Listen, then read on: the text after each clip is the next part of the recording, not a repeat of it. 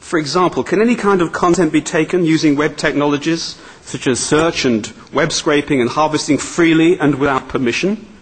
Just because file sharing and search engines and other technologies make it possible to grab content, doesn't mean that it is automatically possible or even right to do so. Doesn't the notion of ownership mean anything if content owners give their content away free and users aren't willing to pay for content? And is the answer any different if content is advertising supported? And who are publishers, whether directory publishers or otherwise, and who are intermediaries in the online world? And this is an important distinction.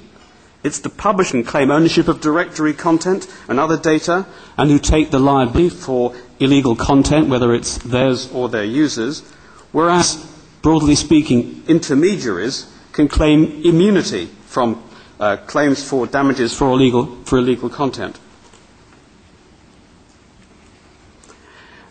And does the role played by search and UGC, user-generated content in the online world, and the shift in power to the user make any fundamental changes to the legal rules of the game? I think this is a really significant moment in time to be discussing these issues. There's a growing demand to consider the dominance of Google and to understand the role which new intermediaries, some of whom we've been talking about today and yesterday, the roles that they play in the digital world. Let's look at the newspaper industry. It's again raising the prospect of paid-for content. At the same time, the rise of social media means that the boundaries between publishers, intermediaries and users have become blurred. And your own industry is in a state of transition from directory to directory plus search and community. And in today's business climate, shareholders want performance. And that may encourage some to disregard the boundaries between legal and illegal use of content, or at the very least, not to want to explore where those boundaries lie. But I think there is a fundamental principle, maybe principle is too strong a word, maybe a fundamental question which goes to the heart of online businesses like directories and databases which are driven by content. And that is that every player, or maybe the question is, should every player who's in the content chain, who creates or adds value to content, should have the right, or at the least the choice, to benefit from their contribution.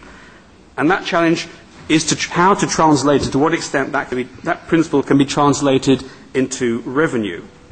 Now, we, the industries and the advisors to the industries in the content world, have not yet worked out the virtuous circle that links it all together between using automated means of expressing permissions for content, whether it's user content or publisher content, and how that drives revenue and performance, and how that in turn leads to revenue. But that's the challenge, I think. Now, it's fine to philosophize and look at some of these strategic issues, but we all have to deal with the world as it is, as well as it might be or even should be. So for the rest of my presentation, I want to look at some of these issues in relation to an imaginary online B2C directory. Let's call the site barcelonaconference.com, and it's got the following features. It's got user-generated content, forum posts, videos, and ratings of restaurants and other local places. It's got directory content stored in its databases, which is both data licensed in from supplier and aggregated data which the publisher, Barcelona Conference, has obtained by desk-based research, and also gathered by using means such as web scraping. And thirdly, it's got search functionality. It enables the user to search against the names of peoples and local businesses, and then the results displayed on the fly from web sources. In fact, quite like a lot of the sites we've been looking at today. Now, I'd like to introduce you at this point to the Vice President of Business Development of BarcelonaConference.com, and that's Toon Louette, and I've got something for him. I should say that in Toon's other life, as Vice President, he's had a really bad day. He's just lost a major business deal, and his fantastic assistant has just resigned and gone off to a competitor. And I'm his lawyer, and I've got some bad news.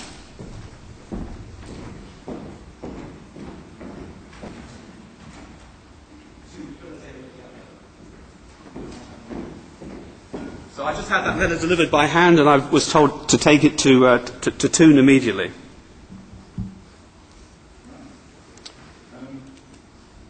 So, Tim, would you like to write this letter for us? What?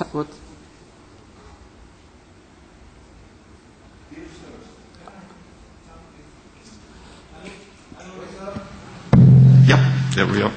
Dear sirs, we act for Excellent Publishers Limited and for its CEO, Sir Juan Excelente. Your site has the following features. The site and its RSS feed contain a substantial amount of data about local business services which have been copied by technical means or otherwise from our client's website. This infringes our client's database right. Your site displays quotations from the news service on our client site, and these are available as RSS feeds. There is a mashup application on your client site which includes data which must have been obtained from our client site. Our client also found a defamatory post about him in one of your user forums, and when he used the search feature on your site to search against his name, the results displayed included a link to a site which contained defamatory material about Mr. Excelente. Unless you shut down your website within 48 hours, our clients have instructed us to take legal proceedings against you. Well. Yeah. I think I need you, Laurence. You need some help. Well, look, it's not that simple. I'm afraid. I know you'd like just to sort of. But this must be rubbish.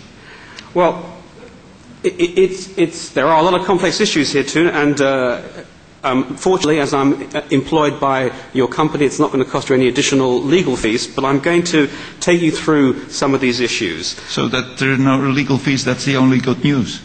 Legal fees, my business model is they're free. So that's the only good bit of news I've got for you. So let me just take you through some of these issues too, before we sort of get too excited.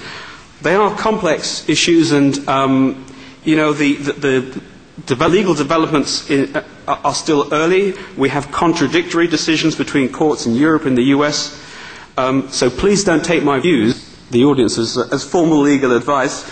Please don't sue me, is the basic message. And I'm going to base my remarks on European law. But before we can look at some of those horrible issues that